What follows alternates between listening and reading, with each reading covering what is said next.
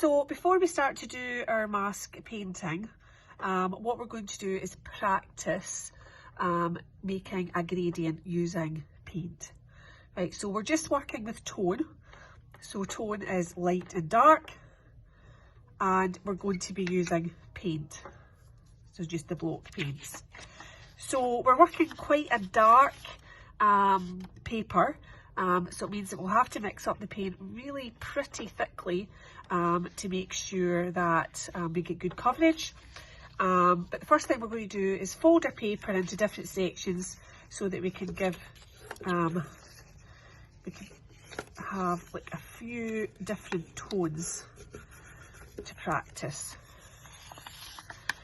Right, so this should give us, how many is that? 8 different tones. Right, we're going to start working from light to dark. So first of all, we're going to mix up the white paint. If the paints haven't been used for a while, they'll be quite dry, so you probably find that you will have to kind of like swirl the water really into them to get them nice and thick.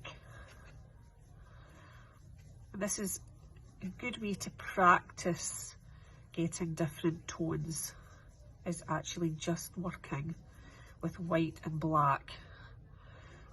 And what you'll see is actually how very, very little black you'll need to change that white to a tone. So I'm just adding water to it, swirling it round. Look at the motion of the brush, right? It's a nice kind of like smooth motion. We were trying to like make sure that that paint is getting nice and thick.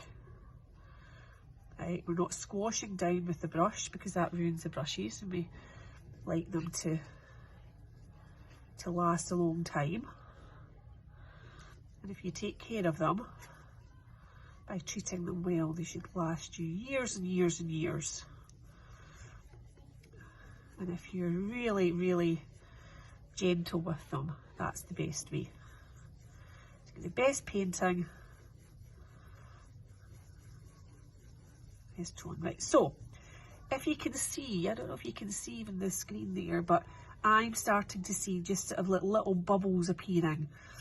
And that's quite a good indication to me that the paint is starting to get to the right consistency. It should be sort of like a yogurty kind of consistency, maybe even McDonald's milkshake if you're partial to one of those. And if it's too thin on this paper, you'll hardly see it. So this is why it's important to try and get it really quite thick. All right, so we're going to start off, as I say, from the light to the dark.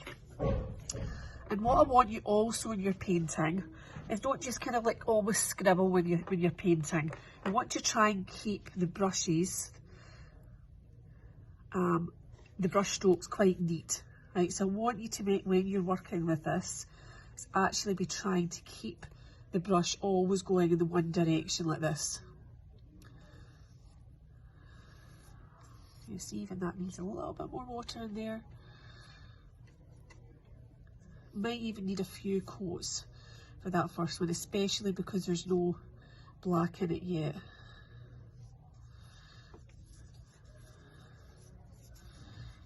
It's still showing a wee bit of that brown through, but I don't think with this type of paint that you would ever get completely a solid white over that brown, because I just don't think it's within the capabilities of this paint to be able to do that. If you wanted that, you'd have to use something like acrylic paint, and this is a bit more chalky. Right, so that's the first one, which is plain white. Now what we're going to do now is get in the water, take off just a wee bit of the excess water so it's not too watery, and I just want a tiny, tiny amount on the tip of my brush of the black. Okay, tiniest amount. And let's see how that white then changes to grey. Right, so now we have very, very subtle difference, and we can pop that on.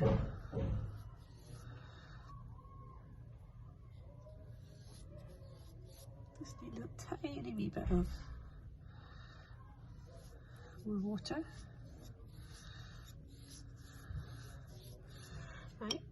So again, what we're going to do is mix a little bit more this time to get a slightly darker tone.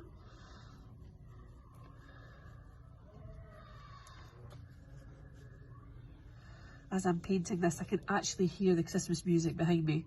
I don't know if you can hear that, folks. It's feeling very festive. Got my Christmas tree beside me, the Christmas music on, and I'm painting. What could be better in life? Here we are. That's a little bit darker again. Right, adding that in. A wee bit more. And if you find you've gone a wee bit too dark, just keep adding water so that you can swirl some more of that white into it. Again,